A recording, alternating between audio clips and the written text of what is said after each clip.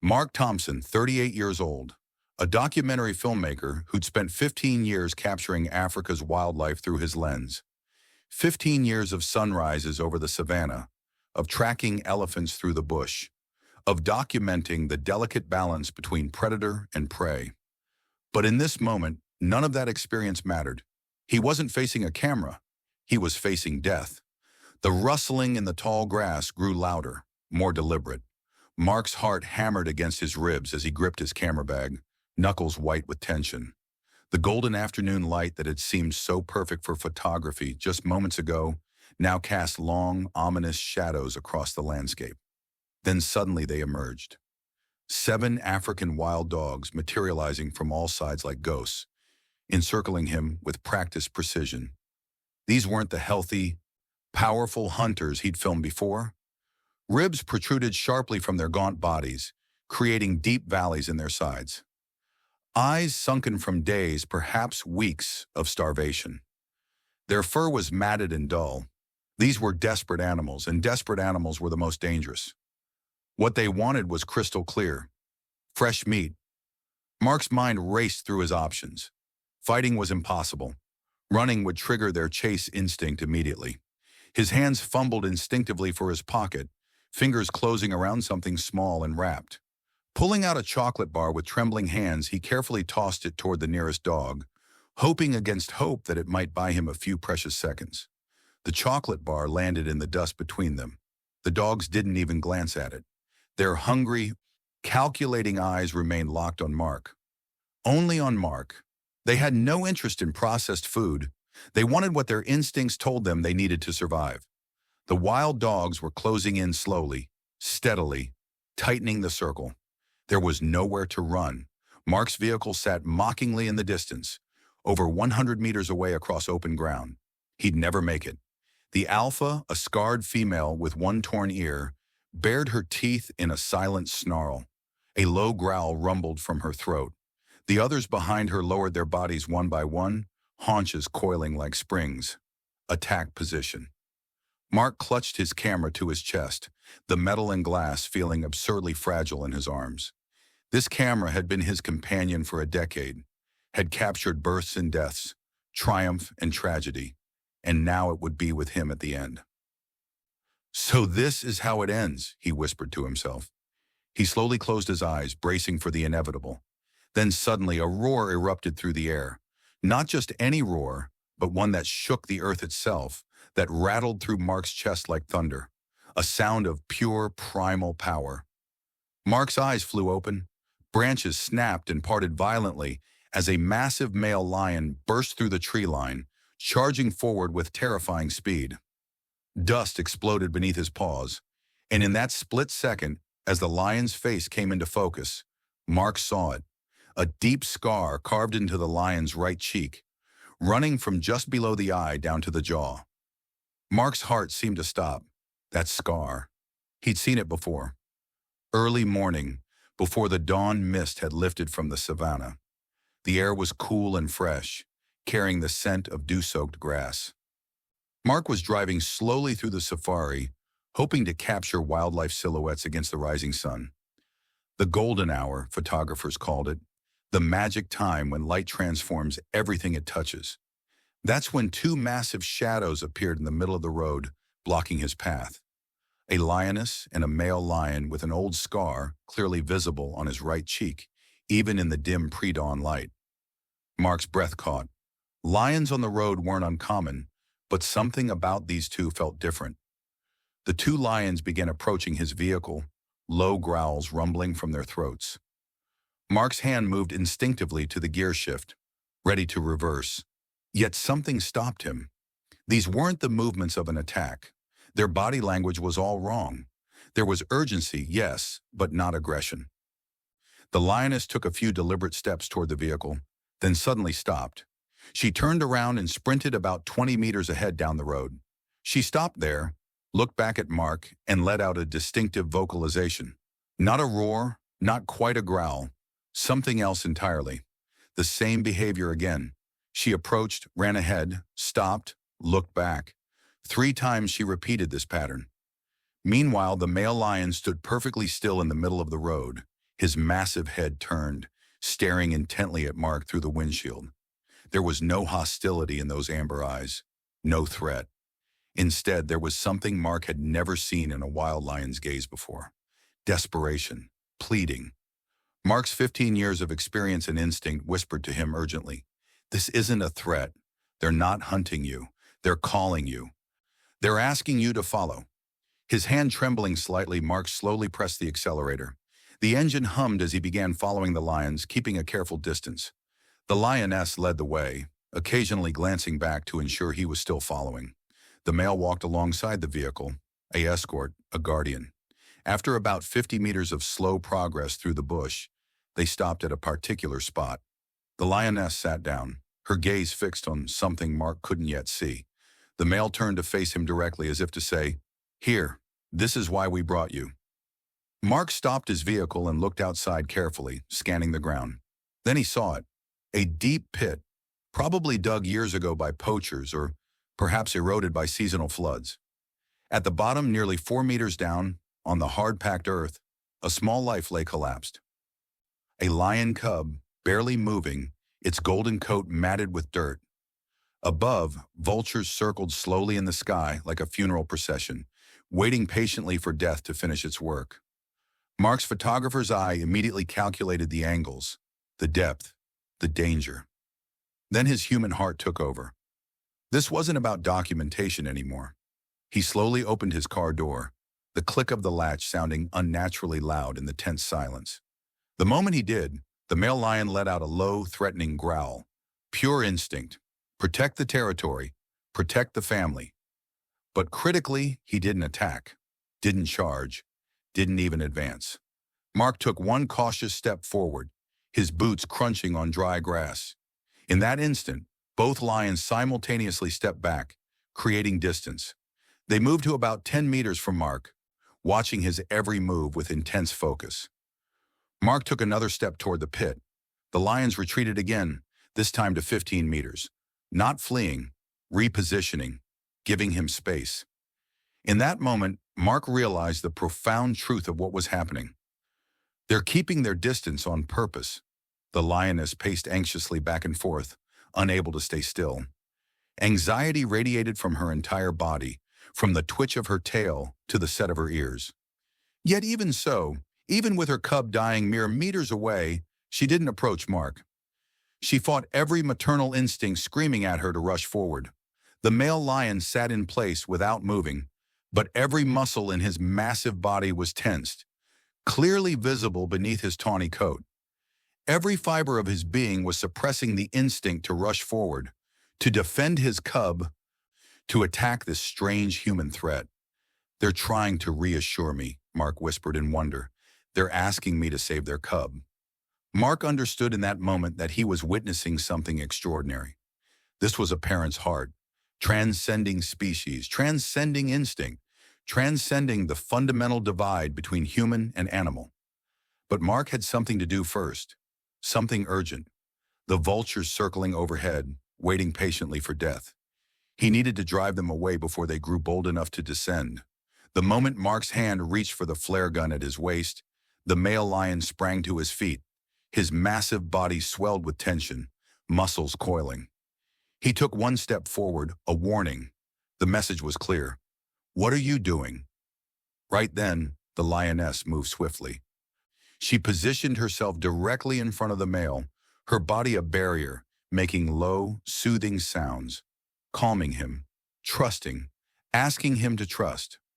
Mark raised the flare gun toward the sky with trembling hands, pointing it away from the lions, toward the vultures circling high above. Bang! Bang! 2 flares shot into the air, brilliant red streaks against the pale morning sky, trailing smoke. The vultures scattered in all directions, startled, their lazy circles broken into panicked flight. They wouldn't return for hours. The male lion's tension gradually eased. His massive shoulders relaxed incrementally. He seemed to understand that Mark had fired the flares to drive away the vultures threatening their cub, not as an attack. Mark returned quickly to his vehicle and retrieved rope and climbing equipment from the back. Gear he carried for emergencies he'd never imagined using quite like this. He tied the rope securely around his body, checking the knots 3 times with practiced hands. Mark fastened the other end to the sturdiest-looking tree near the pit, an ancient acacia with deep roots. Then he stood at the edge of the pit, looking down the 4-meter drop. The cub lay limp at the bottom, barely visible in the shadows. It twitched occasionally, weak movements. Still alive, but for how much longer? Mark took a deep breath, gripping the rope tightly. He lowered himself into the pit, slowly descending, using the earthen wall for support. Dirt crumbled and fell around him, pattering onto the cub below. Finally, his boots touched the bottom. Mark carefully approached the cub. It growled weakly, a pitiful sound. Instinctive wariness. But the poor thing looked too weak to even stand, let alone defend itself. Mark gently lifted the cub in his arms. Lighter than expected, alarmingly so. Dehydrated, exhausted. With one arm holding the cub close to his chest and the other gripping the rope, Mark began to climb. It was harder than he'd anticipated. His arms trembled with the effort. The weight of the cub, the weight of a life, felt overwhelming despite its small size. From above, the parent lions moved closer to the edge, looking down anxiously. The lioness made a low sound, a mixture of worry and hope, encouraging, pleading. Step by step, inch by inch, Mark climbed. His shoulders burned. His fingers ached. Finally, he reached the surface, muscles screaming. Mark carefully set the cub down on solid ground outside the pit, on soft grass. The cub stood up, shakily. Its legs had no strength, trembling like a newborn. But it didn't go to its parents right away. Instead, it turned its head and looked directly at Mark. 5 seconds passed. 10 seconds. Their eyes met, human and lion cub, and Mark felt something pass between them. Recognition, memory being formed. The male lion made a low, gentle sound, a call. Only then did the cub stagger toward its parents on unsteady legs. The lioness immediately rushed over and began licking the cub frantically, checking every part of its body, cleaning it, reassuring herself it was truly alive. But the family didn't leave immediately. All 3 turned their heads to look at Mark together, holding his gaze for a long moment. That look was gratitude. Silent, profound gratitude. And then the family turned and walked into the savannah, the cub between its parents, supported and safe. Mark sat down heavily where he was, watching them until they disappeared into the golden grass. He sat there for a long time, processing what had just happened. He didn't know then that 3 months later, he would meet this lion family again, under very different circumstances, and now a miracle unfolded before Mark's eyes. The massive male lion charged directly at the alpha wild dog. In that instant, Mark saw it clearly, the deep scar on the right cheek and those amber eyes. It was certain, the same lion from 3 months ago. 200 kilograms of raw power and muscle moving like lightning across the ground. Before the alpha dog could even react, massive paws struck down with bone-crushing force. The dog yelped and rolled away. Simultaneously, from the opposite side, a lioness burst forward, attacking 2 other wild dogs with surgical precision, scattering them. And another shadow appeared, leaping into the fray, an adolescent lion, nearly full-grown. Its mane was still short, not yet the impressive crown it would become, but the young lion already carried itself like a formidable predator. Mark's breath caught in his throat. That adolescent lion, the size, the markings, the way it moved. It was the very cub that had been dying at the bottom of the pit 3 months ago. The 3 lions overwhelmed the wild dog pack with perfect coordination, working together like a trained unit. The male attacking from the front, powerful and direct. The lioness from the side, fast and strategic. The adolescent blocking the rear escape route, learning, participating, protecting.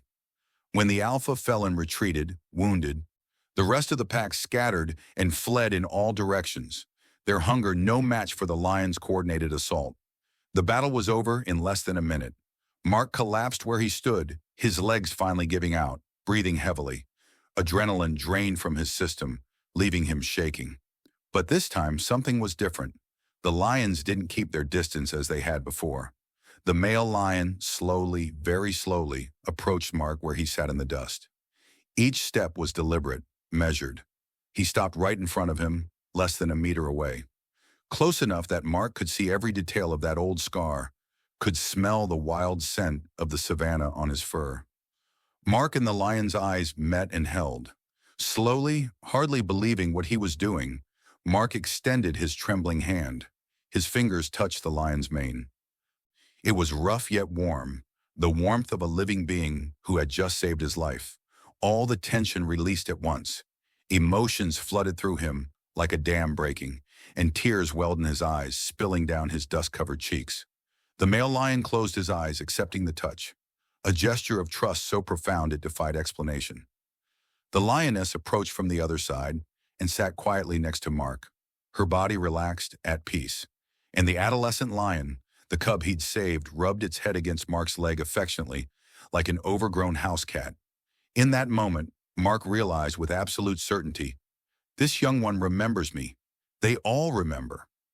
Mark and the lion family sat together like that in silence as the African sun continued its descent. No words were needed, no explanation required. 3 months ago, Mark had saved this family when they had no one else to turn to. Today, this family had returned the favor, saving Mark when he faced certain death. And now they were together, connected by bonds that transcended species, by gratitude and memory, and something that could only be called friendship. Before they knew it, the sun had set completely and night had fallen over the savanna. Stars began to twinkle in the African sky, thousands of them, more than Mark could ever see back home. Soft moonlight bathed the 4 lives sitting together in the grass. Finally, Mark slowly stood, his body aching, but his heart full. He began walking toward his vehicle in the distance. In that moment, the 3 lions moved with him. For 100 meters, with every step Mark took, the lions walked alongside him, flanking him on both sides. They watched the surroundings vigilantly, alert in case the pack of wild dogs returned or other dangers appeared. They were escorting him home, protecting him. Finally, they reached the vehicle. Mark turned around to face them one last time. The male lion met Mark's eyes with that same intelligent, knowing gaze. In those amber depths, Mark felt he could read an entire conversation. It was as if the lion was speaking directly to his soul. Thank you for saving me from that pit 3 months ago, for risking yourself for my cub when you had no reason to. And today, I was glad I could repay that debt. We are even now, but more than that, we are friends. Mark spoke in a trembling voice, his words catching in his throat. Thank you. Thank you for my life. The 3 lions slowly turned and walked into the savanna, their forms silhouetted against the star-filled sky. Mark leaned against his vehicle door, unable to move yet, watching them. The lions grew smaller and smaller, gradually disappearing into the golden grass of the savanna until they were gone completely, returned to the wild where they belonged. Mark stood there for a long time after they'd vanished, looking at the empty savanna, thinking about what had just transpired, about memory and gratitude, about the connections that bind all living things. We often forget in our concrete cities and digital lives that animals have memories, that they have emotions as real as ours, that they know gratitude, loyalty, and love. We dismiss them as creatures of pure instinct, unable to think or feel beyond their immediate needs. But 3 months is no short time for a lion. It's a season of life, of hunting, of survival. Yet they didn't forget. They remembered the human who had helped them when their cub was dying. They remembered his scent, his face, the feel of his hands. And when their benefactor was in danger, surrounded and facing death, they came running without hesitation. They risked their own lives, engaged 7 desperate wild dogs, all to save him. That kind of loyalty, that kind of memory, that kind of gratitude, it reminds us that we share this world with beings far more complex and worthy of respect than we often acknowledge. If this story touched your heart, if it reminded you that we're all connected in this vast web of life, please take a moment to like and subscribe. Share this story with someone who needs to remember the goodness that exists in the world. Thank you for watching. Thank you for caring.